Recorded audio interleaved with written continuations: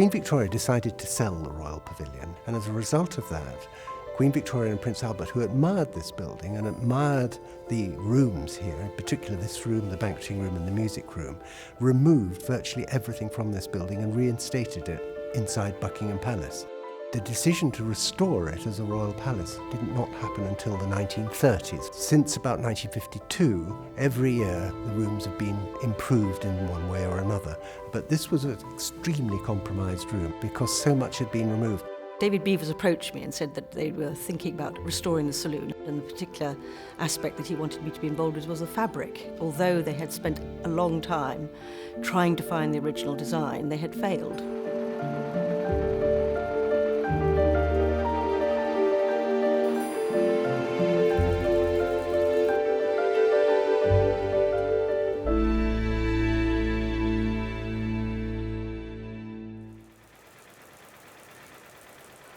Annabel came to me and said that she was seeking a particular design, and the problem was there were absolutely no fragments of the original design left anywhere. She'd sent Richard some ideas about design, and she mentioned a bird motif, and the evidence that she had was a watercolour from John Nash's views of the Royal Pavilion. As soon as I saw this picture, it took me right back. My apprenticeship in 1966, I did duplicate pictures of all the fabrics that we were photographing. As soon as I saw that watercolour, it reminded me of one of those original pictures that I took. And so to Annabel Westman's amazement, I said, yep, we have that picture, we have that image, here is the original design. Particularly with this project, it took a real long time because our initial evidence was a photograph, whereas quite often we're working from an original document. We had to blow up the design from a small photograph and trace that. That was quite complicated from such a small image. It was quite grainy, so we could scale that up to do the placement of the motifs, but the real fine, minute detail couldn't be seen in the photographs. I really had to sketch that in a stylised manner from studying other designs from the period. The watercolour is what we refer to as a drop layout, so the motifs are staggered. With Richard's version of the design that we were working from, the motifs are in a square formation, and when that piece of material was put into repeat, we could see that there were areas of the design that didn't match up. So we really had an issue there as to how we could make our design match this formation so that there was the same staggering.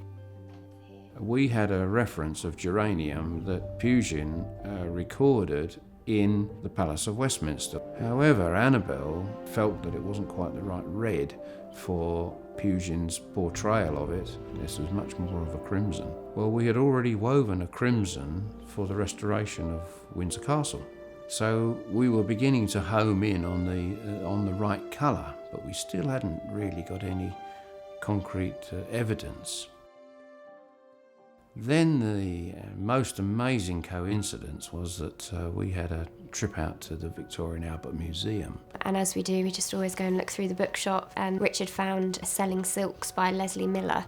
I'm actually left-handed, and so I flicked through the book from back to front. So I passed it to Jenny, who then, being right-handed, carefully flicked it through the other way. I just sort of flicked through, and it went a couple of pages on, and I went, hang on a minute, flicked back.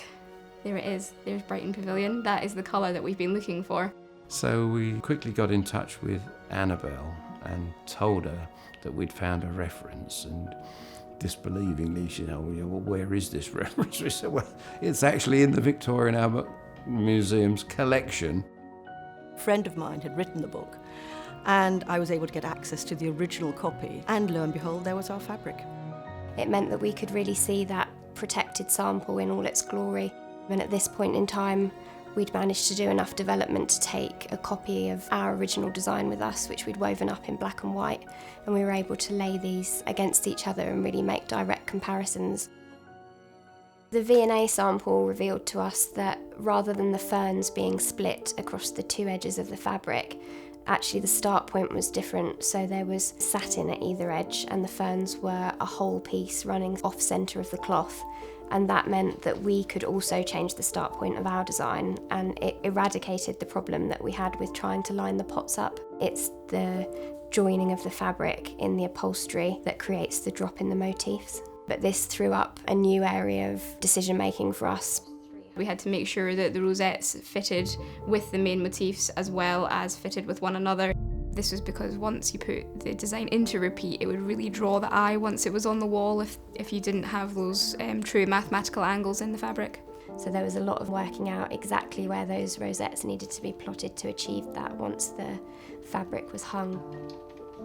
For the first time we could see the correct scale of the design and the colour, of course, which was absolutely fantastic. The next job was, how do we reproduce it? How do we actually copy that colour? Every historic project that we've ever worked on, we've always taken yarn wraps of the colours, and unbelievably we had an absolute precise match. There was some doubt over the gold in the sample book. It's a very acidic yellow gold, and this didn't quite sit right with Annabel Westman, but at this stage it was the only evidence we had connecting design and colour was this sample in the book. We were in touch with the Royal Collection and we mentioned this fabric, and they said there was a picture on the wall of the same fabric design that I'd sent him. So I rushed over to Windsor and there was the repeat. It revealed to us the secondary bird motif, which we'd only ever been able to draw from Richard's original photograph. But this really, for the first time, gave us really fine detail that we were missing. But also, the colourway was slightly different. The red was the same, but the yellow was different. And the yellow was much more gold. The one element that we had surviving from the textile scheme was a tassel. We had one of the tassels which we knew came from this room. I mean, this thing's the size of a football. It's massive. But inside all of this faded old tassel is the most beautiful colour of gold, hidden away right in the depths of it. This actually sat really comfortably with the Royal Collection piece, so it was decided that that level of gold is what we would produce for His Majesty's Geranium and Gold. So for the first time we got the proportions of the design, the layout of the design, the colour and the whole repeat of the pattern that Pugin had originally put in that watercolour. But what we also noticed was there was a unique little image of one particular part of the design, and this little part of the rosette is offset. Well, the revelation was that when we actually found the piece in the pattern book, we had this offset rosette, and when we finally analysed the piece which was from the Windsor Castle, there was the same rosette with the same offset motif. Now that was such an oddity about the design, and that really confirmed all our ideas that the two things were made by the same maker. Felt really involved with the design process because it was so complex, and then at each turn we found a new piece of information that just pushed the design forward, and it's a really important restoration that's been thought about for a very long time, and for some people it's been their life's work, so it was really important to get a very accurate representation of the original cloth. Once the fabric was delivered from Humphries Weaving Company to the workshop to be cut up, we then had another problem because we had not fully appreciated what Natalie must have realised from the very beginning, just how complex a pattern this was. We realised what a genius Robert Jones, the original creator, must have been to put these very, very enterprising colours schemes together.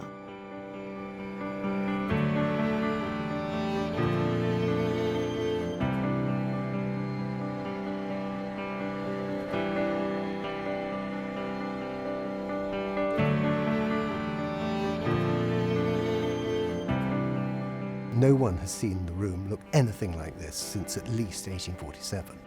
So what we're seeing here is more or less the room that was created by George, that went on under his brother William IV, and now we're seeing it restored to its sort of pristine magnificence as it would have looked when finished in 1823, and when there are reports that when the pavilion was finished, George cried with joy at his creation.